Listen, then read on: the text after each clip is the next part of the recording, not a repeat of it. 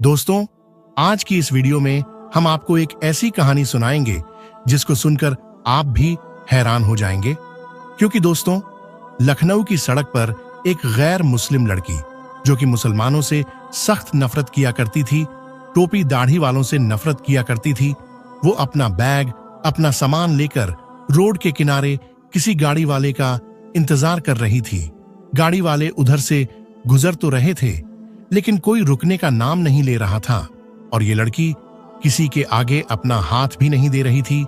फिर अचानक जब एक मुसलमान ऑटो वाला उधर से आता हुआ दिखाई दिया तो उस लड़की ने उसके आगे हाथ दे दिया और फिर उस ऑटो वाले ने अपना रिक्शा रोका।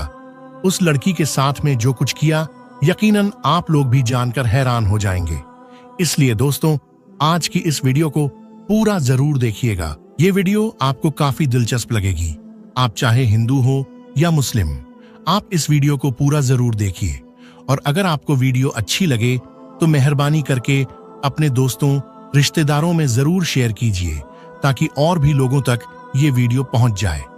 तो चलिए, बिना किसी देरी के हम अपने वीडियो में आगे बढ़ते हैं। दोस्तों, तो जैसा कि मैंने आपको बताया कि एक बार लखनऊ की सड़क पर एक हिंदू लड़की किसी ऑटो वाले का इंतजार कर रही थी। बहुत देर से वो इंतजार कर रही थी। उधर से गाड़ियां तो आ जा रही थीं, लेकिन कोई रुकने का नाम नहीं ले रहा था और उसको अपने घर के लिए देरी भी हो रही थी। अचानक उसे एक मुसलमान ऑटो वाला आता हुआ दिखाई दिया। उसने उसके आगे अपना हाथ दिया और उसको रुकने को कहा। ऑटो वाले ने कहा, जी मेम साहब, आप कहां जाना चाहती हैं? लड़की ने जब देखा कि ऑटो वाला एक मुसलमान है और उसके सर पर टोपी और उसके चेहरे पर दाढ़ी है, तो उसने ऑटो वाले को एक मौलाना समझकर अपने दिल ही दिल में सोचा कि इससे कह दूं कि आप यहां से चले जाइए, मुझे कहीं नहीं जाना। मगर उसकी घर एक सुनसान जगह पर होने की वजह से टैक्सी वाले उधर से जाना नहीं चाहते थे। ऊपर से बहुत गर्मी भी लग रही थी। उस लड़की के पास और कोई चारा नहीं था, इसलिए उसको ना चाहते हुए भी मुस्लिम ऑटो वाले के साथ बैठना पड़ा।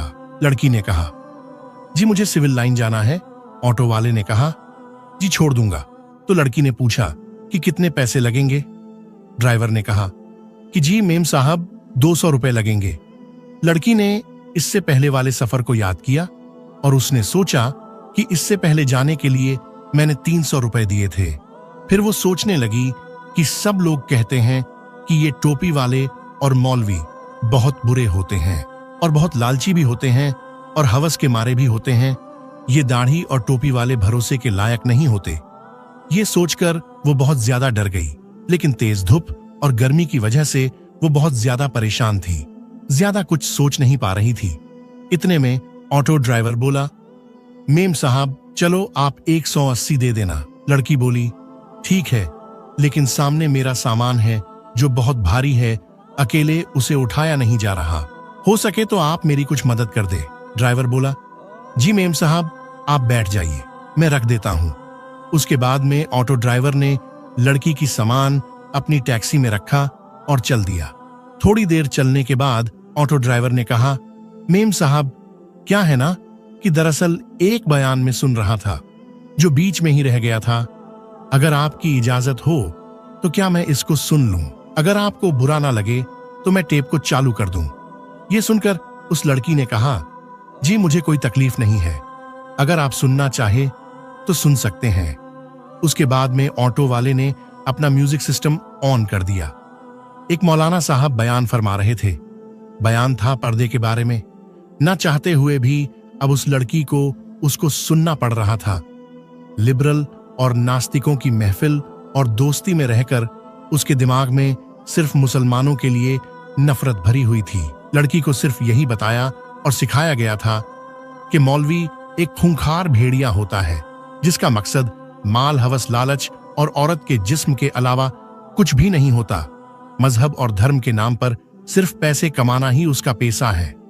लेकिन दोस्तों, अब ये लड़की एक मुसलमान ऑटो वाले के साथ बैठी हुई थी और ना चाहते हुए भी एक मौलाना का बयान सुन रही थी और उस बयान में एक मौलवी साहब एक जोरदार आवाज में बोल रहे थे और कह रहे थे कि पर्दा अल्लाह का हुक्म है पर्दा एक औरत के जिस्म की मुआफिज है, उसके चेहरे से लेकर जिस्म के हर हिस्से, हाथ पैर तक को ढककर उसको हजारों को भीड़ में भी महफूज होने का यकीन दिलाता है। पर्दा औरत को शैतानी नजरों से बचाता है और देखने वाले अपने आंख तक झुका लेते हैं, घुमा लेते हैं और सोचते हैं कि ये लड़की तो बहुत शरीफ लड़की है। इसलिए अल्लाह अपनी किताब कुरान पाक में फरमाता है, इन नबी अपनी बीवियों से और अपनी बेटियों से और मुसलमानों की औरतों से कह दो कि वो अपने ऊपर अपनी चादरों को लटका लिया करें, उससे बहुत ही जल्द उनकी सुनाख्तों हो जाया करेगी, फिर वो न सताए जाएंगे। अल्लाह ताला बख्शने वाला और बहुत मेहरबान है। पर्दा औरत की इज्जत है, सलामती का जामील है, उसकी पाक दामिनी जाहिरी की अलामत है। पर्दे में ही एक औरत की इज्जत है, लेकिन बेपर्दा औरत की मिसाल उस खुले हुए गोश्त के जैसी है जिस पर एक मक्खी आती है और उस पर बैठकर अपनी गंध निकालती है। हर एक उसको खाने की निगाह से घूरता है, हर नजर उसको खाने और लूटने की नजर से देखते हैं। ये बयान सुनकर उस लड़की को ऐसा लगने लगा कि जैसे कि ये सब अल्फाज उसके लिए ही बोले जा रहे हों, क्योंकि जब वो ऑफिस आती जाती है तो रास्ते में हर लुच्चे लफंगे की नजर उस पर पड़ती है और उसको घूरती रहती है, उसको बुरी नजरों से देखते हैं। उसको ऐसा लगने लगा जैसे उसकी इस मुश्किल का अब सिर्फ एक यही हाल है। बयान सुनते सुनते इतने में उसकी बताई हुई गली में टैक्सी पहुंच चुकी थी और उसके घर के सामने जाकर ऑटो रुक चुकी थी और लड़की ऑटो से नीचे उतरी और कहने लगी, जी आप मेरा सामान बाहर रख दें। उसके बाद में उस लड़की ने अपनी माँ को फोन लगाया और कहने लगी, माँ जरा सनी को नीचे भेज दो, मेरे साथ सामान ज्यादा है जिसमें वजन भी ज्यादा है, उसको मैं अकेली ऊपर लेकर नहीं जा पाऊंगी।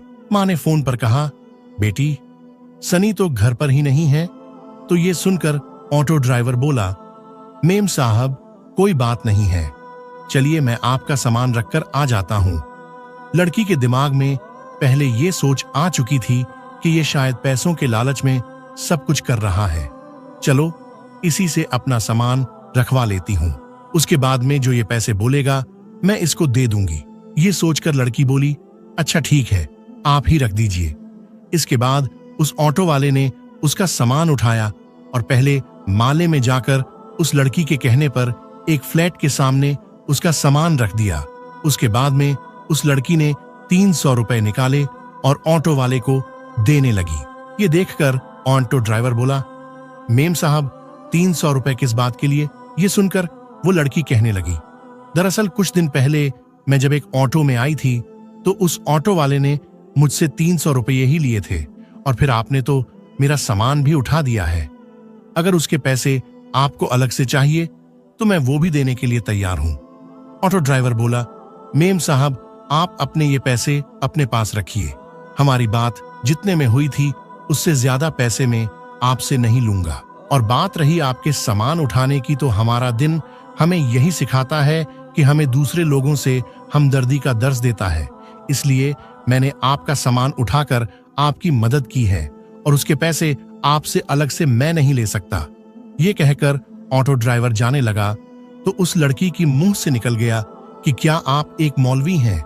ऑटो ड्राइवर मुस्कुराया और कहने लगा, मुझे लगता है मौलवियों के बारे में आपको गलत जानकारी दी गई है, आपको मुसलमानों के बारे में गलत गाइड किया गया है। मैं एक मौलवी, आलिम और हाफिज तो नहीं हूं, लेकिन मैं उनसे मोहब्बत करने वाला एक सच्चा मुसलमान हूं। ये कहकर ऑटो वाला जाने लगा और लड़की अपनी आंखों में आंसू लिए अपने घर की तरफ जाने लगती है। तभी ड्राइवर बोला, अगर आपको एक मुसलमान की जिंदगी क्या होती है ये देखनी है तो अल्लाह के पैगंबर हजरत मोहम्मद सल्लल्लाहु ताला अलैहि वसल्लम के बारे में आप पढ़िए। इनसे अच्छी मिसाल आपको दुनिया में और कोई भी नहीं मिल सकती। आपने औरतों के हक में उस वक्त आवाज उठाई थी जब लड़कियों को जिंदा दफनाया जाता था। आपने फरमाया कि एक मजदूर को मेहनता उसका पसीना सूखने से पहले ही दे दिया करो। इसलिए याद रखें, अगर कोई इंसान गलत काम करता है तो इंसान गलत हो सकता है, उसका धर्म या मजहब नहीं। आज के दौर में लोग इतने ज्यादा मग्न हो गए जिनको खुद इस्लाम के बारे में मालूम नहीं, तो फिर वो अपने बच्चों को इस्लाम के बारे में क्या बताएंगे। याद रखें, इस्लाम 100% पाक और साफ मजहब है। किसी के कहने से या सुनने से इसको बुरा भला न कहे। अगर फिर भी आपके दिमाग में इस्लाम को लेकर कोई गलत फहमी बनी हुई है, तो आप खुद पैगंबर हजरत मोहम्मद सल्लल्लाहु ताला अलैहि वसल्लम के बारे में पढ़िए। यूट्यूब पर बहुत सारी वीडियोस उनकी जिंदगी के बारे में आपको मिल जाएगी। बहुत सारी सीरीज भी आपको मिल जाएगी। आपको जर्रा बराबर भी कहीं पर कोई गलती नजर नहीं आएगी और आपका ईमान भी ताजा हो जाएगा। और अगर आपको कहीं पर कोई मुस्लिम गलती या बदतमीजी करता हुआ दिखाई दे, तो आप सिर्फ उससे इतना बोल दें कि तुम्हें तुम्हारे प्यारे नबी सल्लल्लाहु ताला अलैहि वसल्लम ने क्या यही सिखाया है। यकीन मानिए, अगर वो एक सच्चा मुसलमान होगा तो वो शर्म के मारे पानी पानी हो जाएगा और वहीं सच्ची तौबा कर लेगा। मेरे दोस्तों, आपको ये वीडियो कैसी लगी, हमें कमेंट बॉक्स में अपनी राय जरूर बताइएगा। मिलते हैं आपसे फिर एक नई वीडियो के साथ। तब तक के लिए आप अपना और अपनों का बहुत ज्यादा ख्याल रखिए। अस्सलाम वालेकुम।